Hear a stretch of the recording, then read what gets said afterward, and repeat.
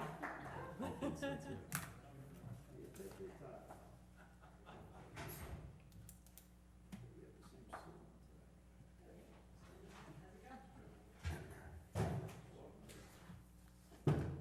Good evening, ladies and gentlemen. Please rise. Hand over your heart. I pledge allegiance to the flag of the United States of America and to the republic for which it stands, one nation, under God, indivisible, with liberty and justice for all. Please remain standing and join the board in a moment of silence as we honor our veterans, our first responders, and our active military. Thank you.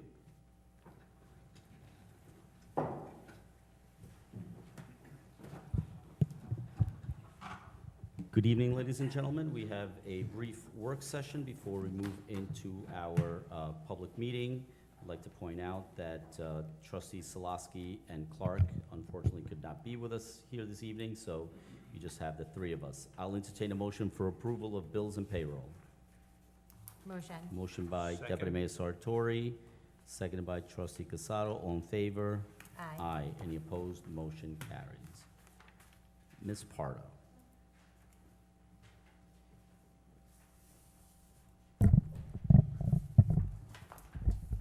Resolved to approve the minutes of the meetings of the Board of Trustees from June 3rd and June 10th, 2026.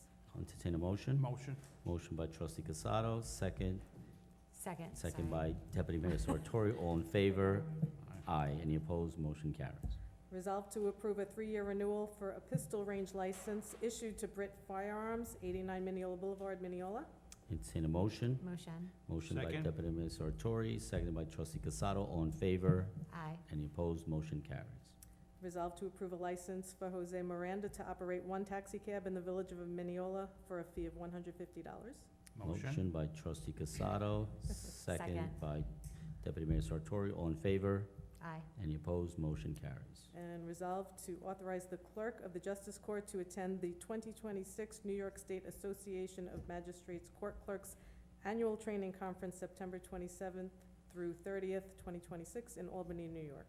I'll entertain a motion. Motion. Motion by Deputy Mayor Second. Sartori, second by trustee Casado. All in favor? Aye. Any opposed? Motion carries. Thank you. Thank you, Ms. Pardo. And good evening. Great job. Mr. Chacon.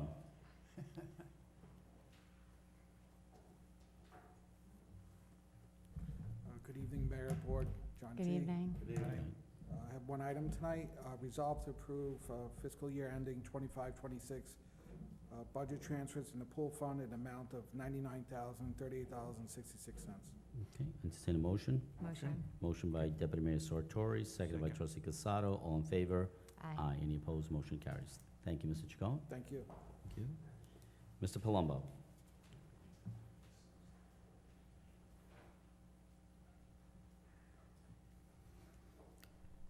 Good evening. Good evening. First, request a resolution authorizing the installation of a handicap reserved parking space in front of 141 White Road. Motion by trustee Casado, Second. second by Deputy Mayor Sartori. All in favor? Aye. Any opposed? Motion carries.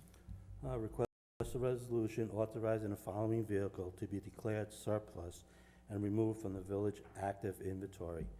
The 2016 International 30-passenger bus. It's the one from the firehouse? Yes. Okay. Entertain a motion. Motion. Motion by Second. Deputy Mayor Sartori, second by trustee Casado. All in favor? Aye. Any opposed? Motion carries. Request a resolution authorizing change order number 7 for the PFAS treatment at Well 1, Phase 2, general contract for furnishing and installing an additional steel lintel over the windows in the CAC room. I'll entertain a Con- motion. Oh, Yeah. you The can. contractor is WHM Plumbing, and the cost is $3,335. And the bid item number 5 is the funding source, resulting in no change in the overall contract amount. Entertain a motion. Motion. Motion by trustee Casado, second by Deputy Mayor Sartori. All in favor? Aye. Any opposed? Motion carries. Request a resolution authorizing change order number 8 for the PFAS treatment at Well 1, Phase 2, general contract for drilling holes in the structural steel support beam in the AOP room to anchor the trusses. The contractor is WHM Plumbing and Heating. The cost of $4,365.40, and the funding will be from bid item number 5, resulting in no change in the overall contract amount. Entertain a motion. Motion. Motion by Deputy Mayor Sartori, second by Trustee Casado. All in favor? Aye. Any opposed? Motion carries. A few personnel items. Resolve to authorize the hiring of Dominic Lanana as a laborer in the sanitation division of the Department of Public Works.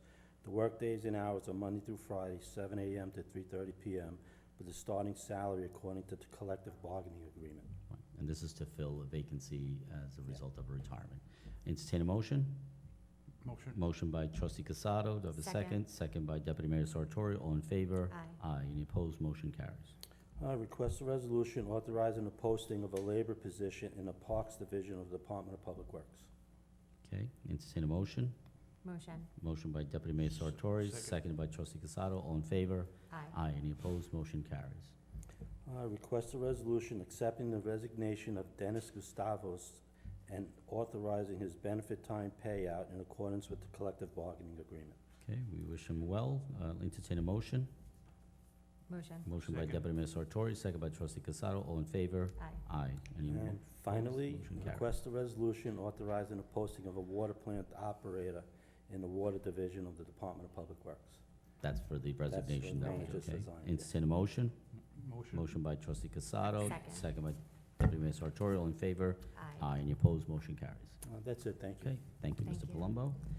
Mr. O'Keefe.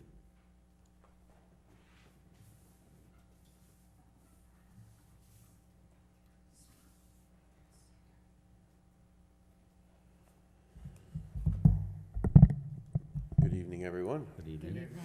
evening. So during the month of June, the building department continued to oversee all construction activity and enforce all state codes and local regulations.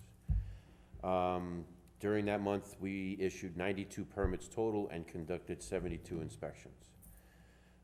Just a few updates on the larger projects. The facade of 111 is nearing completion, 111 Second Street. Construction at 123rd Street has progressed to 3 stories above grade. And long-awaited 157, 159 Jericho Turnpike have received all their permits, and excavation activities are currently underway.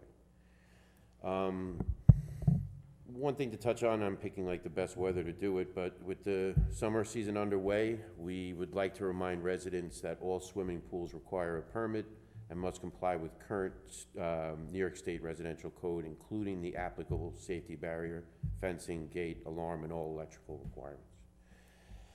The New York State pool regulations are strictly enforced to help ensure the safety of residents, particularly young children. So residents considering the installation of above-ground or in-ground swimming pools are encouraged to contact my department before purchasing and installing a pool to determine requirements and ensure compliance with the codes.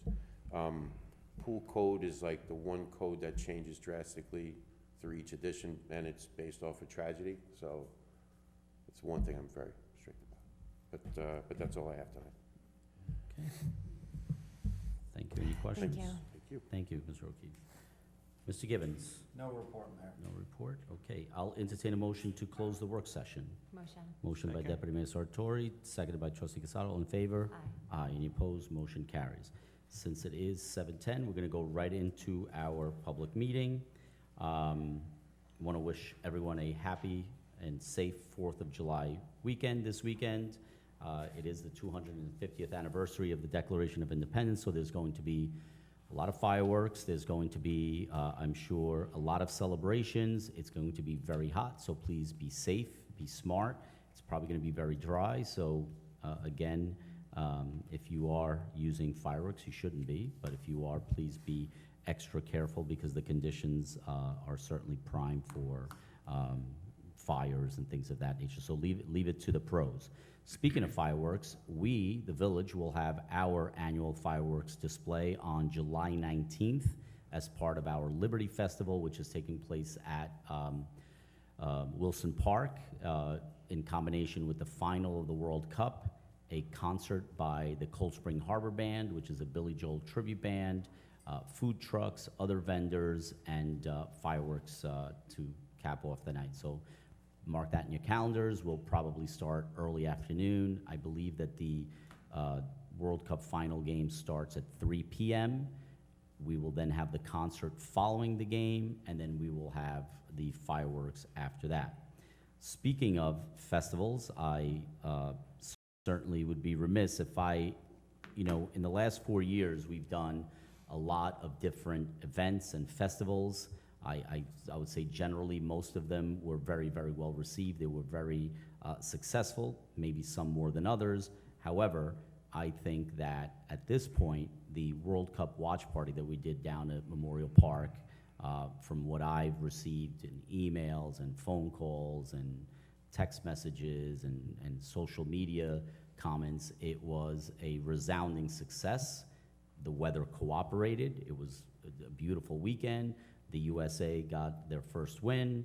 The USA plays tonight, so Deputy Mayor Sartori told me to keep my comments short so that we could get home in time to watch the beginning of the game. But I want to thank Linda and Brian and our DPW staff, obviously our event planner, Grace Kelly, and all of those involved to put that together. It was really an extraordinary event. Our Sounds on Second was supposed to take place this Friday. I think that although we didn't want to, we went ahead and postponed it and rescheduled it because the heat, it's going to be about 90 degrees at 7:30 p.m. on Friday on a black asphalt street. People are going to be baking in the sun. The sun is still up at that time. So we just felt that it wasn't safe, and we decided to move. The Sounds on Second is actually going to now be at the park. The East Coast Band on August 6th. So we won't lose any concerts. We'll actually gain one in the park. We have 2 concerts in the coming weeks in the park. We have the Nassau Pops on the 11th of July, and we have Love Song, an 80s tribute, new wave tribute band, on the 17th of July. And of course, our pool. In this heat, please avail yourselves of the pool. And so once again, happy 4th to everyone, and happy birthday to the United States of America. Deputy Mayor. Thank you. Speaking about the pool, we have Family Fun Night at the pool on July 10th. So that's always a great night to be there. There's music, there's partying and swimming late at night, so that's great. So stay cool at the pool or stay cool at the library. It's air-conditioned in there. And have a very happy 4th of July. Thank you. Trustee Casado. Thank you, Mayor. Good evening, everybody. So I want to go back to Tuesday, June 16th, when our Mineola Chamber of Commerce held their monthly meeting. And that June meeting is kind of significant because they take the time to recognize 2 graduating seniors, one from Mineola High School and one from Chaminade High School. It's a great thing they do. If they are invited along with their parents to dinner, and they're recognized for their many accomplishments. So thank you to the Chamber for doing this. It's a great thing. And speaking of graduating seniors, congratulations to the class of 2026, whether it be at the college level, the high school level, or elementary school level. They all deserve congratulations. And finally, I want to go back to Sunday, June 21st, which was Father's Day, when Boy Scout Troop 45 held their annual pancake breakfast, another great event within our village. Thank you. Thank Could you, I Trustee say one more Casado. thing? Sure. I'm sorry, I was remiss in not saying this. I wanted to congratulate Mayor Pereira on 2 things. First, congratulations on your retirement from Mineola High School. Yeah. 33 years, an amazing career.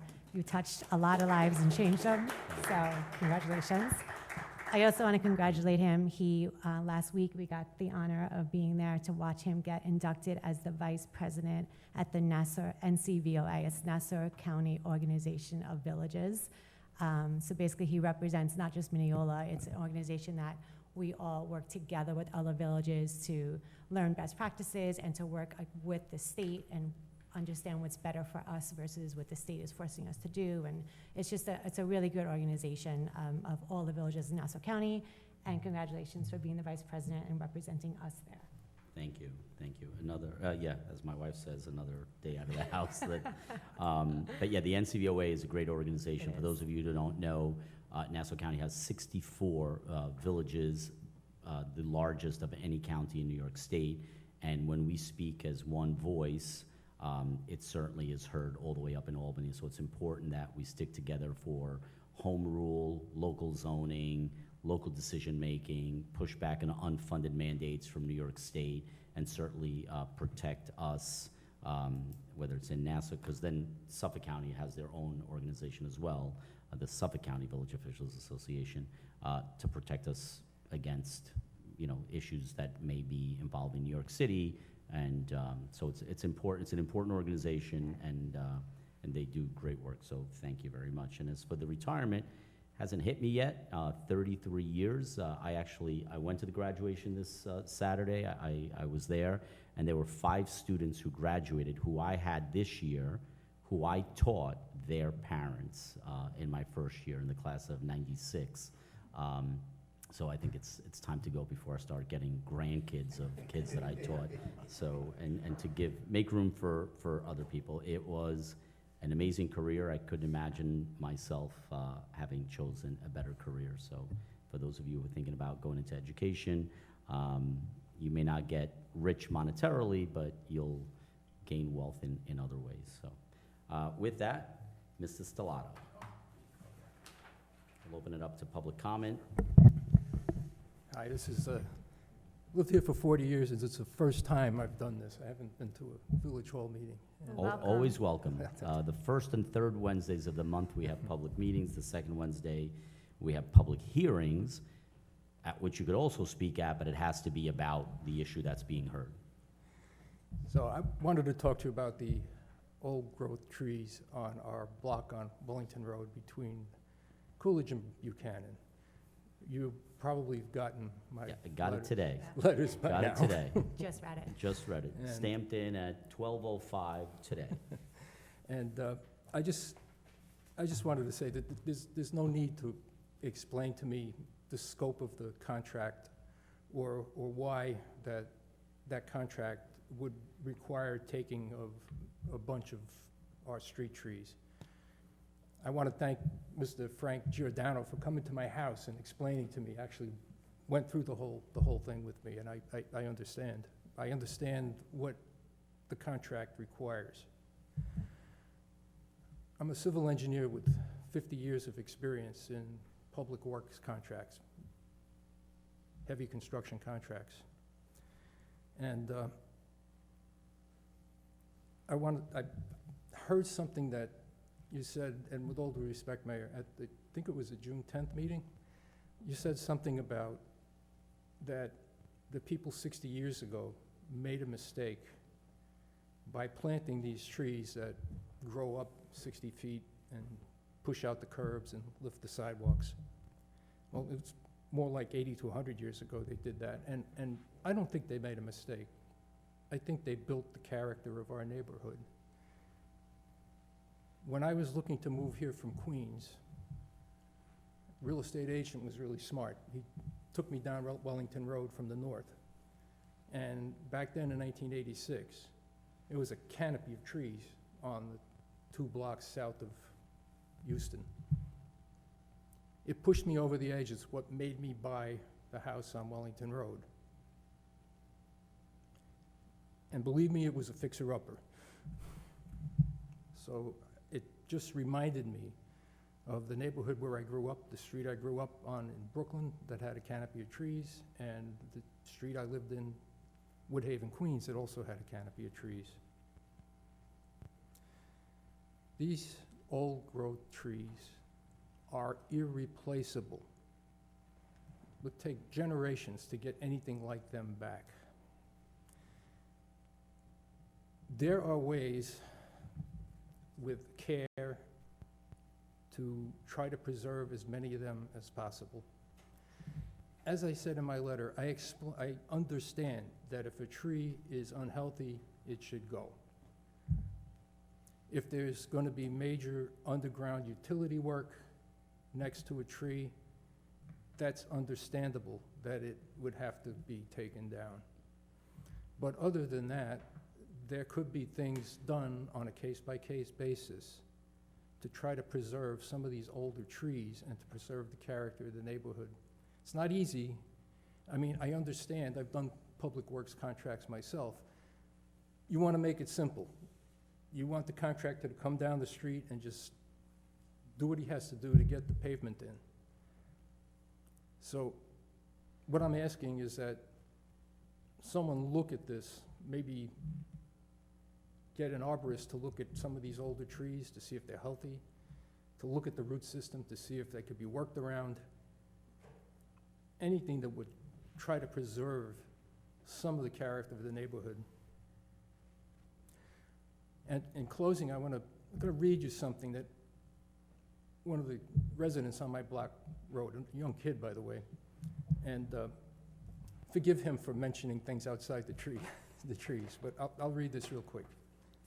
He says, Mineola is losing more trees now than ever. Over the past decade, hundreds of mature and diverse trees have been cut down across the village, and many times they are never properly replaced.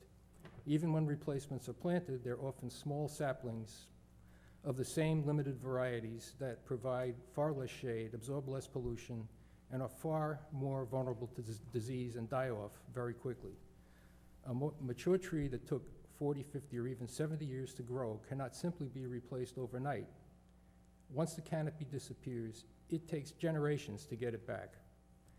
Trees are not just decorations. They cool our streets in the summer, improve our air quality, reduce flooding, provide wildlife habitat, increase property values, and give Mineola the suburban character that generations grew up with. More and more, that character is disappearing. So forgive him for saying the next line. He says, as massive apartment developments continue to reshape Mineola heading into the 2030s, our village risks losing the very environment that made people want to live here in the first place. Residents want shade, green streets, and neighborhoods that still feel like a suburban community and not an increasingly overbuilt urban corridor. Development progress should not come at the cost of destroying the natural character of our village. Once these mature trees are gone, they are gone for decades, along with the decline of our life and of our home. I just wanted to express those opinions and those views. I mean, I understand the reasoning behind taking trees when necessary. So that's all I have. Thank you, Mr. Stellato. I appreciate that, as I appreciate all opinions. And I agree with a lot of what you say. Like I said, I got the letter today, so I'm going to read it. I'm going to share it with our engineers. A couple of things that I just want to maybe say for the record. When it is said that we're losing more trees than ever, that's not true. For every tree that we take down, we replace it. It is obvious that if we're taking down an 80-year-old tree, we're not replacing it with an 80-year-old tree, right? That's just a fact. And it is also a fact that it's going to take years for that tree to mature. That is also true. But if you pay attention, we purchase anywhere from 150 to 200 trees a year, and we replant them usually in October, November, and December.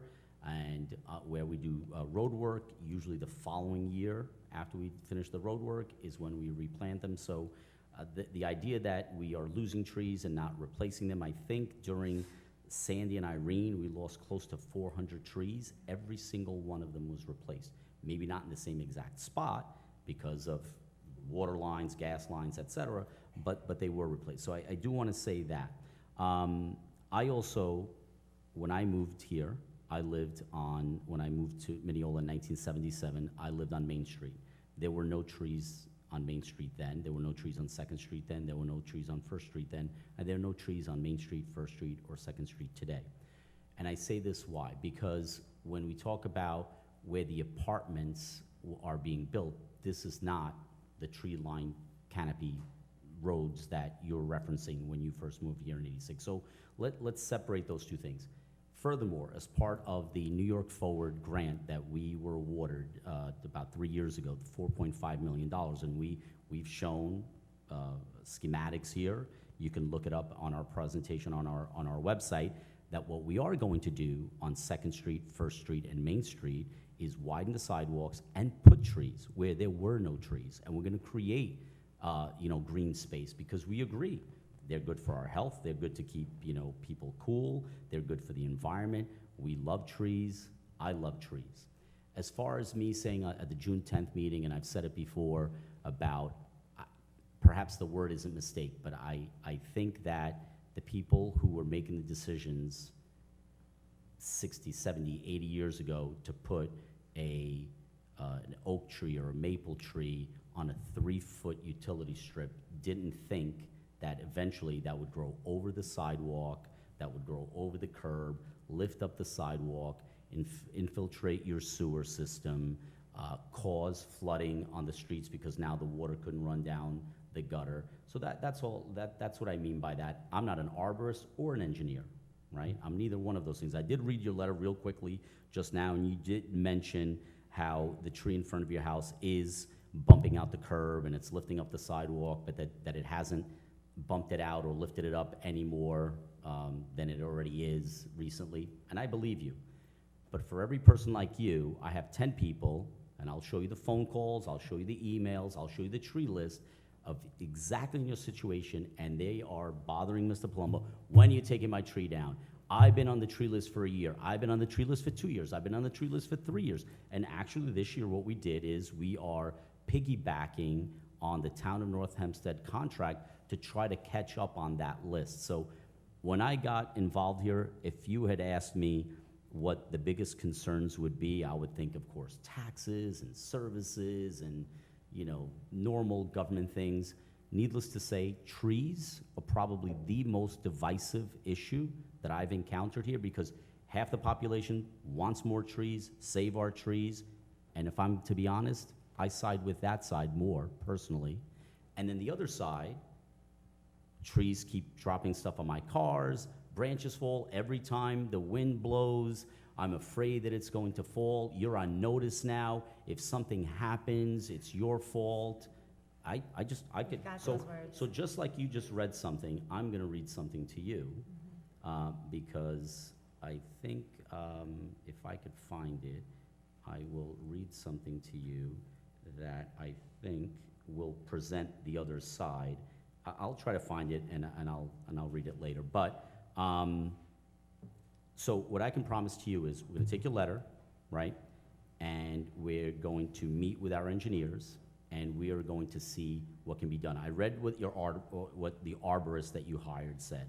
So the arborist was called in by you to check the health of the tree.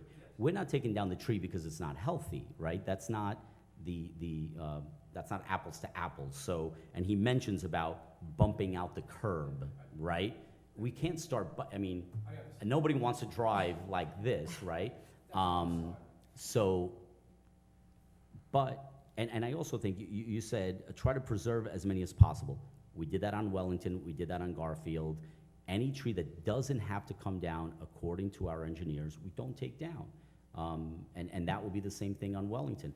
Now, what we can look at, and I don't want to make any promises, is perhaps, and I know you mentioned this, but your neighbors may not like this, which is, okay, let's not do the curbs, let's not do the sidewalks, let's not do the gutters, let's not do the aprons, let's just do what they do on the Northern State, which is mill and pave, right? So now you're going to get a new road for 5 years. It's not going to last 30 or 40 because now it hasn't been reconstructed, it's going to get lifted, water's going to seep because water sits. I know that Wellington south of Jericho, when they were here, and I drove by, that was their concerns, is that when it rained, water sat there. And then in the winter, it froze, and they couldn't walk down their driveway to put out their garbage because the water just sat there. And the reason why the water sat there is because 3 houses down, the curb was like this, and the water could never run to Jackson or run to Garfield.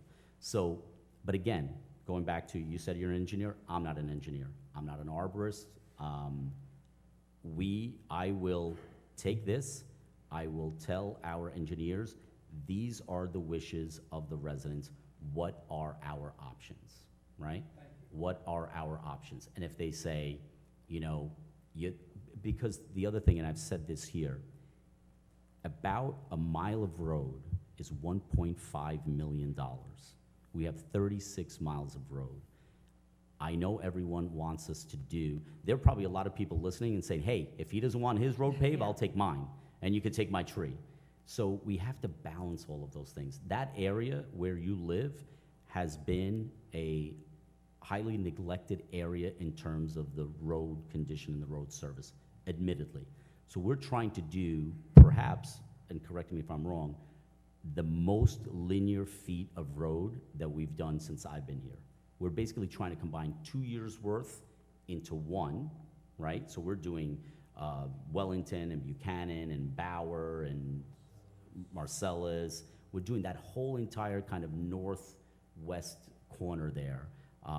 And that's going to be a huge job, an expensive job, and the kind of job that I don't want to be going back, not that I'll be sitting here, but in 40 years, I don't want to go back in 10 years and do it. So if the engineers say, hey, we can make Mr. Stellato happy, but in 5 years, his neighbor's not going to be happy because water's going to be pooling in front of his house. So again, I side with you in the side of more trees. I like trees. I want to keep trees as much as possible. But if an expert, an engineer, a road engineer, says, we have to remove this tree for this reason, and this reason, and I'm going to say, okay, you're the expert. If you say so, I'm going to trust that this is what you do. However, what are the other options? What if we do A and B but not C?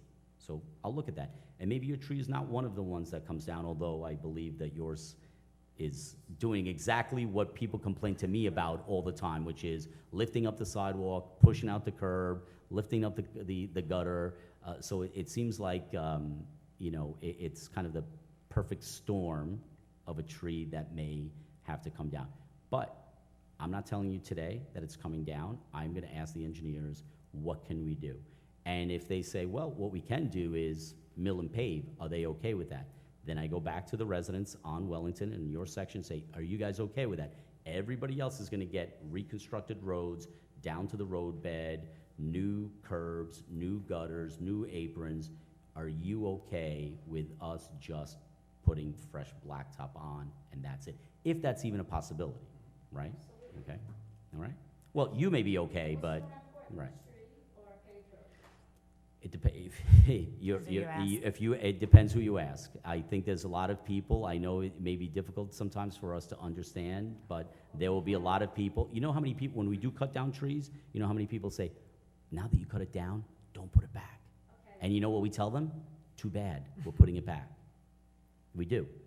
Oftentimes, to our, people get angry with us because they say, I didn't want a tree. You took it down, why are you putting one back? Or sometimes we take one down and we put two back. But anyway. I'm going to have to leave because I'm fuming. What? Trees are more important than... You can come up to the mic if you'd like. I can't stand up. I have MS. It's very hard for me to speak. It's hard Okay. for me to stand. Okay.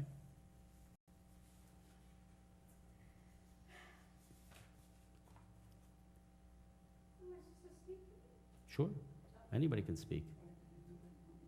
I mean, is there anything that you would like to add to what Mr. Stellato said?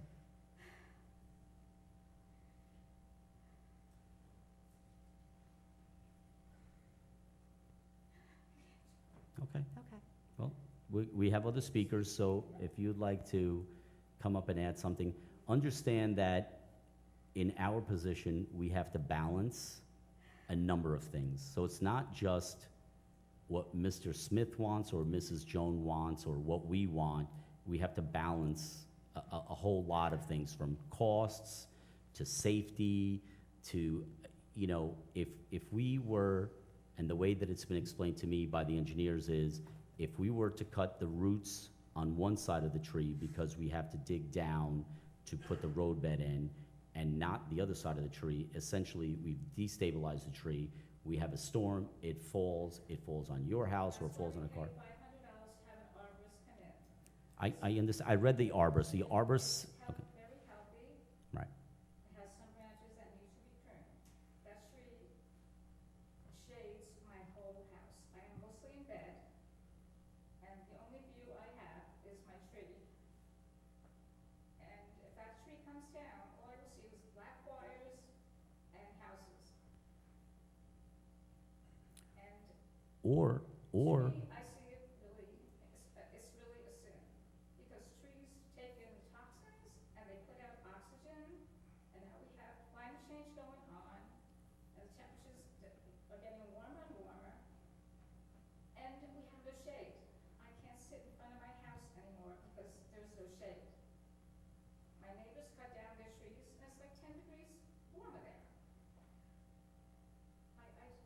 So like I said, I'm gonna take, well, Pave the streets, beautiful, let's have brand new streets. Why do we need to take down trees that are healthy? I think If that, they're not okay. healthy, take them down, by all means. Our tree is healthy, it just needs to be pruned. I don't think the concern is necessarily the health of the tree and the part of the tree that we see, that you and I see. I think the concern is the part of the tree that we don't see, which is the roots, which are then in the way of the job of digging down 18 inches, pouring concrete, both on the sidewalk side, on the gutter side, on the curb side, and on the roadbed side. Again, I'm not the expert. We're gonna take what you wrote, including the report from the arborist.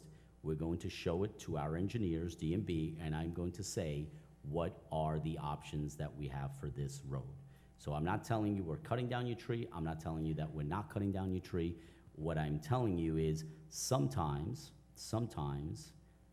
you know, you have to make tough choices, right? What's more important? Is it a new road, or is it to maintain your tree? And and I know that it's easy for you and for me to say, well, why can't you do both, right? And it's like saying, well, make me an omelet, but I don't want you to break any eggs. You kind of have to break the eggs to make the omelet. And if our engineers tell us, unfortunately, some eggs have to be broken to make this omelet of a new road, then that is what we're gonna have to do. But we will keep you apprised of that process, either myself or Mr. Palumbo, as to what the decision is. And maybe we get a meeting of the residents and maybe you guys just say, you know what? We'd rather keep our trees, you can skip our road, you know? Because if the engineers come to us and say it's either or, they say, they may not say, we don't feel comfortable engineering a road that keeps these trees up because we're afraid that they're gonna come down in the next storm. So I don't even know where the house is. I don't Yeah, know we where the have to go tree and is. see I've it. never been there. I don't know how, I don't know what the situation is. I mean, I know Wellington Road and I see it's 357, but I have to confess that I haven't driven by there. I haven't seen the tree. I know Mr. Palumbo has. And again, they may drive by that tree and say, well, this is one of the ones that doesn't have to come down. Right. Like no decisions have been made about any of the trees that have to come down. They go out, they evaluate, they essentially see, they're looking, how can we pitch, because water has to run using gravity, right? So they're going to see how we can get the water to go from, you know, Wellington to Jericho, from Wellington to Buchanan, and then to Ballard, to our catch basins, et cetera. So all of that is done through engineering. They go out, they get those scopes and survey, that's the word I'm looking for. They survey and they see, this tree is going to impede the free flow of water, this tree isn't. This tree has to come down, this tree doesn't. If you notice on Garfield and Wellington, where we just did our major job, not every single tree came down, you're right, many of them did. And those were the trees that caused the very residents to come here. This room was full of residents on Wellington, south of Jericho, saying they wanted a new road. Well, sometimes you can't have it both ways. That's just the fact of the matter, and this goes back to when we could disagree, Mr. Stellato, about planting swamp maples that can live to be 200 years in the wild on a 3-foot utility strip. I'm not so sure that was nature's intent for those trees. But that's just my opinion. Again, I'm not an arborist, I'm not an engineer, I'm not, you know, a landscape architect. But I have to listen to what the experts in those areas tell us.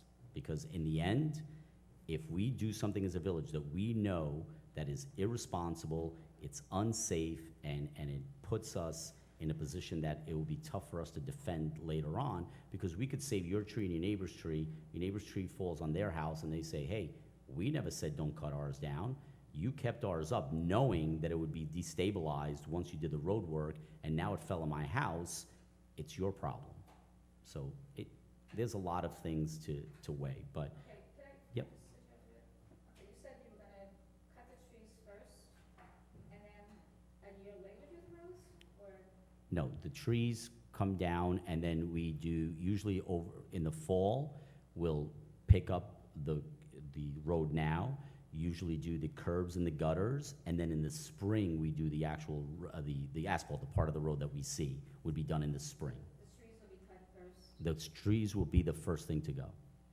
and then 6 months later, to start the roads and the curbs. No, so once the trees are cut down and the stumps are ground, we'll start the gutters, the curbs, and the apron. Okay, so that's the part that's next to the tree. The road will probably, for a few months, just remain like a dirt road, or it will keep what's there now. And then in the spring, we'll come in, they take all that out, they put in fill, depending on, and the other thing is, depending on the part of the village, some of these places have clay, some of them have sand, some of them have rocks, and so it makes a difference as to how much infill we have to put, how much we pack it so that it doesn't sink. Again, that's, sometimes we have to put mesh down so that the road doesn't sink, all Okay, out of the areas of my expertise, okay, so we're gonna have tree stumps for 6 months, give or take. and, okay. Yep. Okay. We're moving. Okay. Not gonna live without trees, and looking at tree stumps.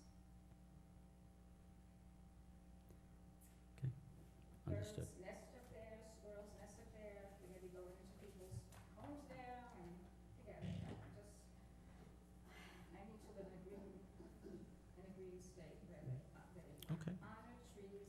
I certainly, I respect that. Environment. I respect that, but I could tell you that if you move to Carl Place or Westbury, Our Okay. kids live in Connecticut, our grandkids are there, they don't cut down trees in Connecticut. okay, they don't cut down trees in Connecticut.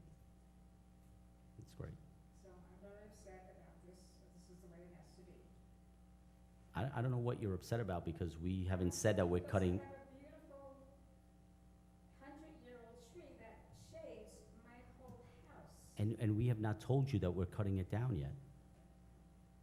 Well, I'm kind of reading behind the lines here. Okay. You know, if you have a cookie cutter approach, they're gonna go by and flatten everything, and we're gonna have stumps sitting there for God knows how long, and then eventually there'll be, you know, there'll be a tree, and maybe, so how long did it take you to get your tree? Oh, 3 years. 3 years. My sister's tree was frankly ugly. My tree was dead. She couldn't stand her tree. No, my tree was dead, so they took it down, but then it took like 3 years to, Took them 3 years to put up a little and they tree. put in a really nice one, but it's gonna take a while, you know. Yeah. But she has a beautiful sycamore tree, and it faces, I live across the street from it, so I see it too. Right. And it's really beautiful, so, and it's healthy, so it's just, Okay. you know, it's Well, really great. if we can save it, Yeah. we will save it. If they tell us, or, like I said, there could be choice A, choice B, choice C, right? I don't know, so I don't want you to certainly stress about something that hasn't happened yet, right?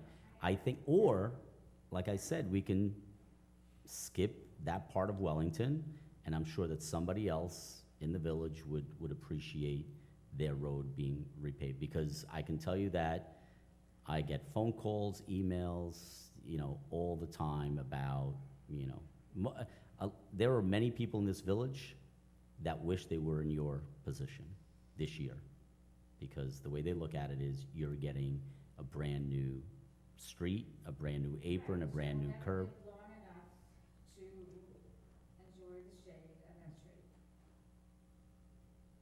tree. I guess you could look at things that way, you know? And at one point, the first person that lived in your house also didn't benefit from the shade of that tree, because I'm sure that tree wasn't 30, 40 feet tall when it was planted. So, I mean, that's just a reality. When we can look at things that way, and I can't change that. You're absolutely right. You're not going to see an 80-foot tree. None of us are. Mr. Fava. Thank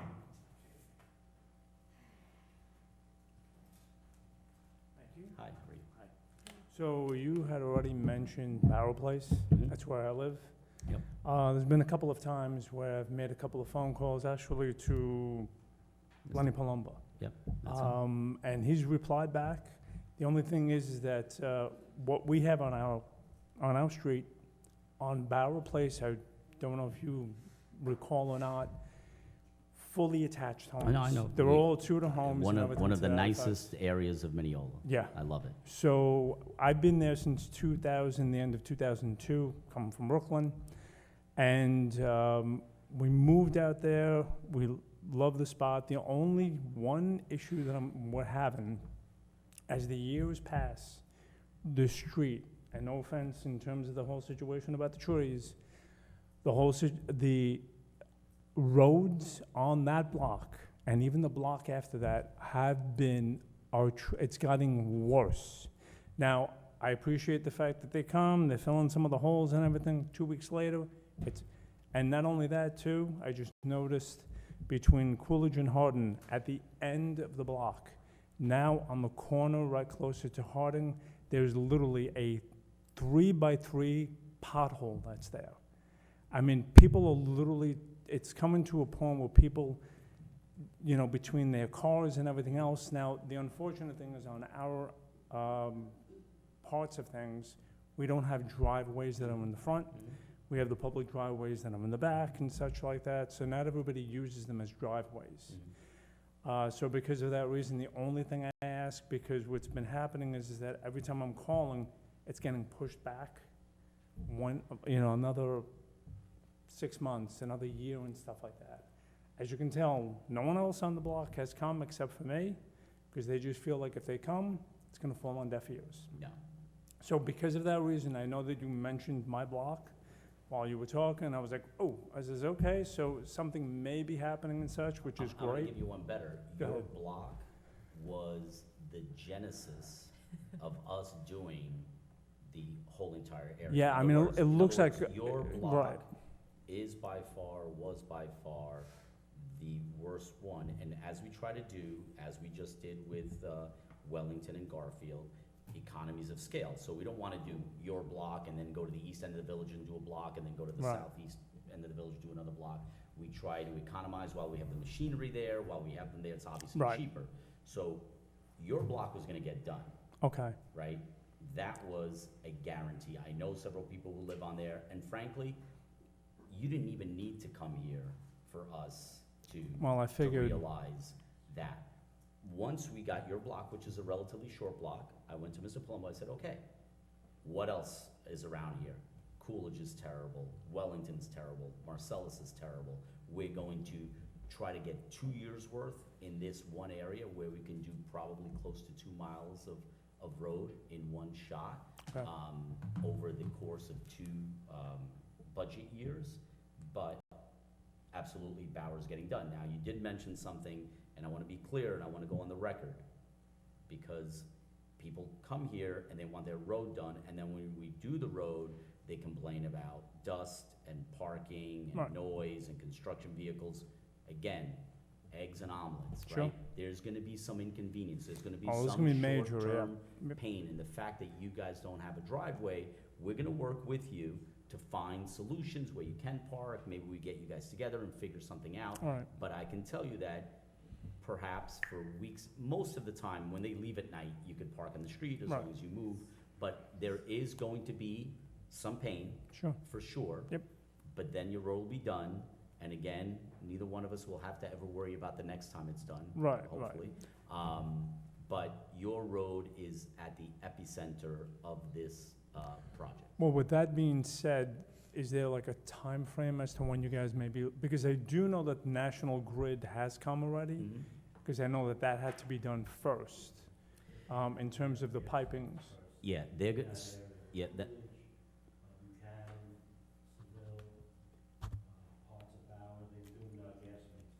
Right, So, we don't know where we're gonna start, whether it be on Wellington's side or your side, because it's split. So if they come in and do the gas lines first, we'll probably do theirs, so. because I do know that in the, it was the tail end of last year was when they had already started, like mine was done, neighbors, people on the one side of the road has already been done. And then I think they had started also on the other side, and I said, and if I'm not mistaken, I think I had spoken to, it was about like a year and a half ago, where you said, once that's done, then they can start looking into doing it. But then what ended up happening was that about a couple of months ago, I had called back. I said, let me just find out. And a lady had called up, I don't know if it was an assistant or something like that. She left me a voicemail, and she said, you know, your block is on the list, because the only thing is that it's gonna be pushed out a little bit between tail end of this year to the beginning of next year. And I'm like, okay. And I was like, you know what? I said, I saw an email regarding about having a meeting here. I was like, you know what better time just for me to come, just to ask, So just to we're find gonna out. have a better idea in the fall, because Okay. our engineers have to put together the package to then go out to bid, and then we're gonna get, you know, prices, timeline, et cetera. So, Right. probably by the fall, we would have a better idea as to the timeline. I also want to say, not only with gas, but we're also using this opportunity. People have heard me speak about LCR, the lead and copper rule, that's being mandated by the EPA and as well as the state government, where we have to check every single water line and water connection on our side and your side to make sure that it's not lead. And then we have to replace them on our side if it is. So rather than go, and this, if you can imagine, we have 6,000 water connections, maybe more, and we have to go to every single one. And what we're Right. doing, as we do these road projects, we already are digging, so then we check and we say, oh, this one's good, that one's no good, we have to change it. And these are very expensive things for us Right. No, I know. and for the homeowners as well. For homeowners, if you have to switch it out, it's, you know, $15,000, depending on the length, if you're on the short side of the street or the long side of the street.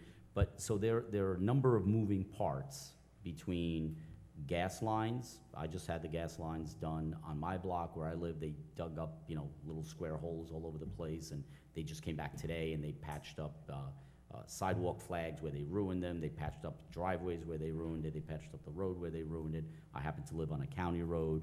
And that's the other thing. County roads, they only make them fix the area that they broke. We make them fix the entire side of the street that they Well, that was the disturbed. other thing that I wanted to know. When you're doing a block like ours, is it also, is it including also the curbs that are Curbs, done as yep. well too? Curbs, gutters, everything.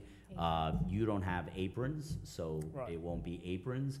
But if there's any sidewalk flags that are lifted or ruined or cracked or anything because of our work, we will replace those as Okay. well. So you'll get, and that's my point, and this is where the balancing is.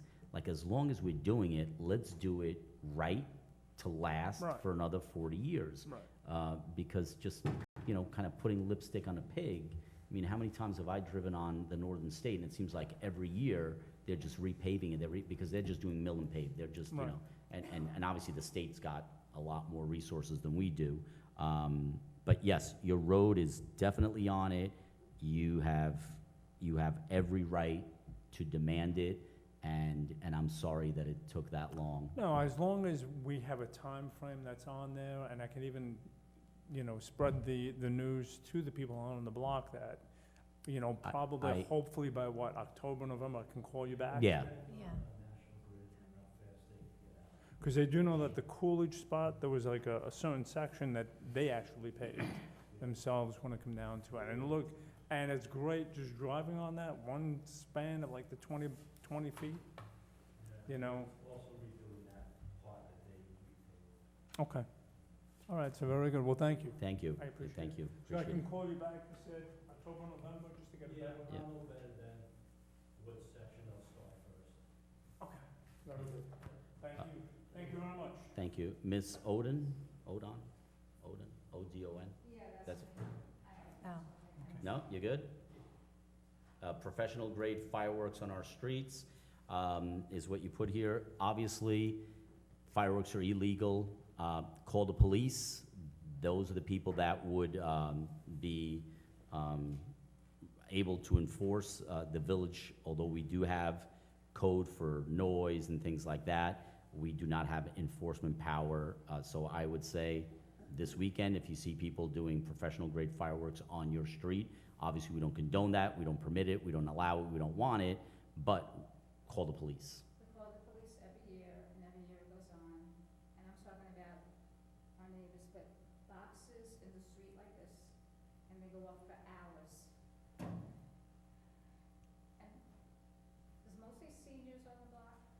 there's some new families and some babies.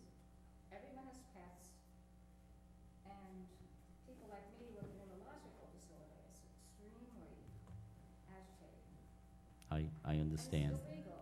And there's ash falling on our cars, on our houses. I will let, I will let the third precinct know to keep a special eye out for, Wellington north of Jericho. 352 Wellington Road, Okay, okay, I will let them know. every year. It's very bad. You know, I have pets as well, and my poor dog gets scared, you know, but it's once a year, and I understand. I certainly understand your concerns. So it's something to consider. I already wrote the fire marshal. They have- And I'm sure that he's very, very busy. Yeah. But you'll like this, our fireworks will no longer ever be at the middle school, so they will be as far away from your house as they could possibly be and still be in Mineola. So they'll be by the pool. They'll be by her house. I'm talking about 50 Street, feet, right, right there. Right, and we do them Yeah. in a large, safe, yeah. controlled environment. Ms. Durkin, Donna Durkin, that's you? Hi. Yep. I was just concerned about all the apartments being built in Mineola. Mhm. I know there's one going up by, I think Bank of America, if I'm not mistaken, right? On right Jericho? here. Yeah, on Yep. Jericho. And then I think further down on Jericho is another apartment building. And I think one right by the train station. Mhm. And it just, you know, I'm sure you've done a million surveys, and it just seems that the area is getting so congested and so crowded as it is. I guess my question is, are there plans to build more apartments than that? Or when do we get to the point where we just say, we're satiated, we can't build anymore? I know that some people will think, you know, will find something to criticize about this, but for myself personally, I think we are probably there. I That agree. this is probably it. But I will say this in terms of saturation, and I've said it a bunch of times, and I don't mean to put you on the spot. Do you know what the population of Mineola is? I don't. It's 21,000 people, 20,800, Okay, okay? Do you know what the population of Mineola was in 1970? not a clue. 21,500. Okay, We had more people in 1970 living in Mineola than we do today. okay, but once We these built- buildings go We up. built, so when people say, you know, when I grew up, or when I moved here from Brooklyn or from Queens, and from 1959 to like 1967, we built as many units of multifamily housing as we have in the last 15 years. So all those, granted, I'll give you that, they were not as tall as these are, but every building on the dead ends going towards the tracks, the Oyster Bay line, every building in the downtown by the hospital, all of those buildings over, where I first lived, when I first got married, the first place that I could afford was Birchwood Court, 444 apartments at Birchwood Court with about 150 spots. When I lived there, I had a car, my wife had a car, I had to feed the meter, got a lot of tickets back then. You know, and now every apartment that we build has 1.5 spots per, so in other words, Birchwood Court would have had to have had about 700 spots to meet today's requirements. They have about 150 spots. Wow. So, the Bank of America, let's use that as an example. Will all those? It's been shuttered for a number of years. Yeah, Banks draw continuous traffic all day, every day, just like doctor's offices do, medical facilities do, in and out every 5 minutes, cars in and out, cars in and out. That building, which if you see a rendering, and I have a render in my office, I'd be glad to ask you, we are making them maintain the facade, so the facade is gonna stay exactly the same, so it's gonna look historic, it's gonna look like that. It's gonna be 3 stories tall, 27 units, not 270 units, right? And you're gonna have 40 people living in there. Those 40 people are gonna get up in the morning, go to work, or walk to the train station, and then come home at night. 2 trips, 1 trip out, 1 trip in, right, during the day. Whereas a bank, you had constant traffic, constant traffic. are they gonna have their own parking lot? They're gonna have their own parking underneath Okay, for, and every, so they have 27 units, they're Right. going to have 42 parking spots. Okay. One and a half. That's the same with all the 3 buildings? All of them. Okay. Same here, where Because this. parking is so hard, and on my block, I'm alternate side of the street parking, so it's like. So that's a between just all different, the that's a different families. animal. Yeah. But in terms of the parking, I can tell you that every project that's been approved up here in the downtown is overparked, meaning we actually make them have more parking than what they need. If you Okay. go to these buildings and you go down to the parking lots that are under it, and I've been there, you will see tons of empty spots because a lot of these people don't drive. They jump on the train, they take Ubers, they do ride sharing, or they have one car. Many of them are doctors at NYU Langone, or they work in Manhattan. And again, they come home at night, they leave in the morning. If we were to, let's say like 173 Mineola Boulevard on the corner of Mineola Boulevard and Garfield, which was a medical building that now they moved to Garden City at the old Sears building. That was full of dozens of doctors' offices. If you remember that, they had valet parking, Yeah. parking on top of each other. So residential, when it comes to traffic and parking, is actually the least, in my opinion, the least invasive model for development. A bank generates way more traffic than a residential facility. A restaurant generates way more I'm just traffic. thinking like A though with- medical building. With a bank, like they have certain hours, but Right. a resident obviously is 24/7. Well, people are sleeping. I mean, no, but, you know, the Yeah. apartment, you know, at 11 o'clock at night, there's gonna be no movement at 3 in the But morning, so, 4 in the so what morning. you're saying is that there won't be more people than there have been? I mean, And that's not me telling you that, that's the United States Census telling you that, Right. right? That's, I'm not Okay. making up those So with numbers, you're these new certainly three- welcome to look them up. 3 buildings that are gonna be built, it's gonna be the same, Obviously, as the what is- population is gonna go up, I think, you know, if, you're gonna go up 40 people here, right? Where the Italian restaurant used to be, that's, I think, like 16 units or something like that, so maybe it's 30 people. So, you know, 40 people, 30 people, we're not gonna increase, like, if you look at Mineola's increasing population from the 50s to the 60s to the 70s, our increases were 20, 30% from decade to decade, right? And then the 80s and 90s, we went down, and now we've been going back up, but 3%, 5%. And I agree with you, there comes a point where we are saturated, and I've said this before, that there are projects that are brought to our attention all the time. So for every project that you see that sees the light of day here, there's dozens of projects that we don't even entertain because it doesn't fit, it's not the right place, it's not the right fit, it's not the right size, it's not the right dimensions, the right use for us. So, you know, it's not like, you know, people think, well, everything is fait accompli, everything is done, it's already decided. It's not, and I've mentioned here, I've gotten proposals for 8-story hotels on Mineola Boulevard and First Street wow. with That's 0 crazy. parking. And I tell them that, I said, you're crazy, Yeah. right? I've had, you know, people asking me for office buildings on Willis Avenue, 11 stories tall. I said, absolutely not. That is crazy. And people come to me with drawings and plans, and why not? You allowed it over there. Why don't you allow it over here? Well, because, you know, there's a difference between the train station and Corpus Christi Church. There's a world of difference. It's only 2 or 3 blocks, but there's a difference in the character of the neighborhood. There's a difference in the traffic. There's a difference in the type of people that are gonna work there versus live here. So if I wanna convey something, it is that this board doesn't just rubber stamp things. There are lots of things that come before us, but I will also say this, that these residents that are moving into these new developments are participating in our community. They are an addition to our community. These are people that are highly educated, people that do well. This is not Section 8 housing. This is not, you know, rent stabilized. This is not turning into New York City. This is not.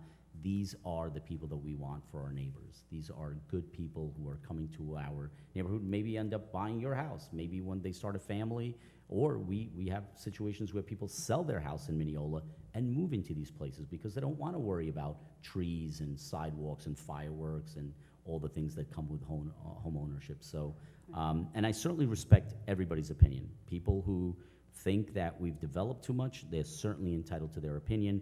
But as I said before, I have an empty bank. I have empty storefronts on Jericho Turnpike. Well, that's They'll- the other thing. I'm wondering, I would think that it would not be zoned for housing, you Mhm. know, because it's all stores, so Right, isn't, so we, in 2022, we created an overlay district on Jericho Turnpike that, so residential is allowed, as you've known, you've been here, there's been residential above storefronts Right. everywhere. Right. That is permitted. What we did is we created an overlay district where we allow them to, for example, where the restaurant was, Piccolo Bussola, there used to be 2 stories of apartments above it and the restaurant below it. Under the old zoning, they wouldn't be allowed to put residential on the first floor. What this overlay district does is it allows them, if we want to, not as of right, like they're not entitled to it, they can apply and then we can either say yes or no. And our thought process behind it is mom and pop shops. Mr. Casado's father had a music store on Jericho Turnpike. I remember a hardware store on Jericho Turnpike. I remember Mr. J's, the clothing store on Jericho Turnpike. I remember all these mom and pop places on Jericho Turnpike. Amazon killed all that. They're not coming back. What we have now is nail salons, barbershops, and restaurants. So you're not going to get a hardware store. You're not going, and we do see a little bit of a comeback of the drugstores. There's these yeah, a lot of these new, CVSs. well, there's a lot of CVSs, but I'm talking about the compound Compounding. pharmacies. Oh, They're okay. kind of making a comeback, but we have to think outside of the box if we're going to save our commercial arteries like Jericho Turnpike, Mineola Boulevard, Willis Avenue, because what worked 60, 70 years ago doesn't work today. Nobody, first of all, nobody buys records or CDs or tapes or 8-tracks. They download music, right? My wife orders groceries online. She orders toothpaste online, dog food online, you name it. The only thing we can't do online is get a haircut and get our nails done. So we have to, rather than looking at empty stores, we have to be creative. And so that's what we did with the bank, and even banks. You know, people, all their banking's done online. You know, my wife deposits checks by taking a Yeah. picture of them, and it gets deposited. All our bills are paid electronically. And I haven't gone to a bank to cash a check in 20 years.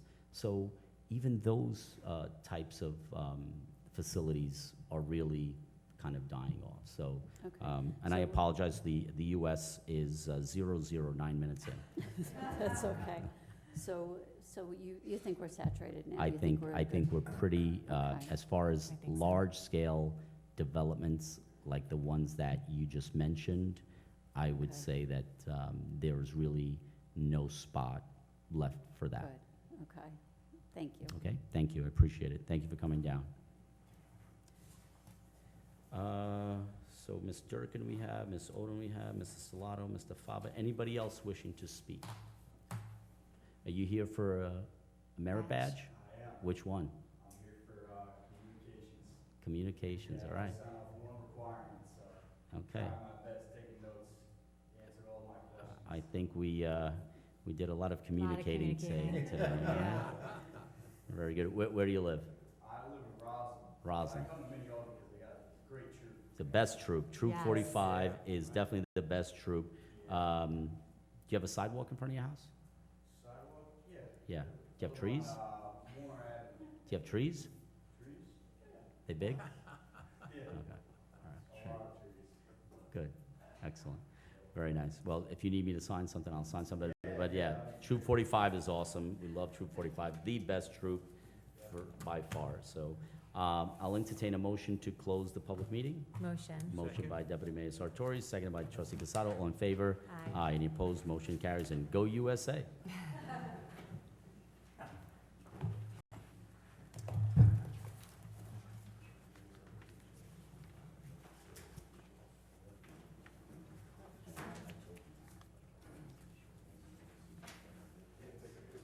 Oh, wait, let me see. Here.